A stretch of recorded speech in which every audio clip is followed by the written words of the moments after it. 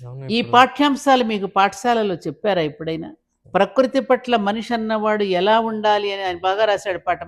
మాయమవుతున్నాడు రా మనిషి అన్నవాడు అని చెప్పి. మన మనిషిలోని మనిషే మాయమైపోతున్నాడు.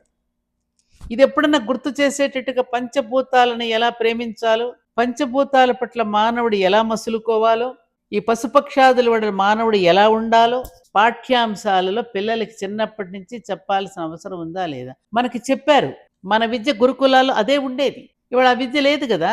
ఆ ఆ ఈతోనే మన విద్య ప్రారంభం అవుతుంది. దానిలోనే చెప్పేశారు మొత్తం. ఆ అంటే అమ్మ. అమ్మ అంటే ఎవరు? నిన్ను సృష్టించింది. అమ్మ బడే మొదటి బడి నీకు. అమ్మ ఒడిలోనే నువ్వు అన్నీ నేర్చుకున్నావు.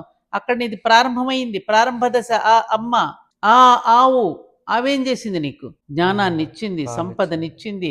దాని నుండి వచ్చేది ప్రతిదీ కూడా సంపదే, సంపదే, సంపదే. అందుకే మాకు ఇళ్లల్లో తప్పకుండా పెళ్ళి అయినాక ఒక ఆవునిచ్చి పంపేవారు. అమ్మాయికి ఆవునిస్తే అదే సంపద. తర్వాత ఈ ఇల్లు.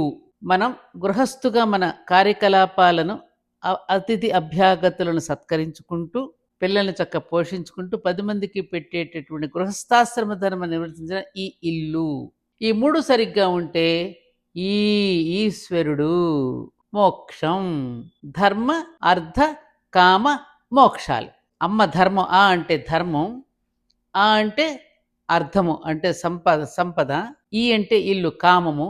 ఈ అంటే ఈశ్వరుడు మోక్షం. ఈ ధర్మార్థ కామ మోక్షాలన్నిటి ఈ 4 అక్షరాలలో అక్షరాభ్యాసం నాడు నేర్పించిన భరత భూమిరా నాది. అందుకు గర్వపడతా నేను నా భరత భూమి, నా భరతఖండం అంటే. ఇంతకంటే ఏం కావాలిరా ఈ దేశాన్ని గురించి, ఈ ధర్మాన్ని గురించి, సనాతన ధర్మాన్ని గురించి చెప్పుకోవడానికి? ఇంకేం కావాలి?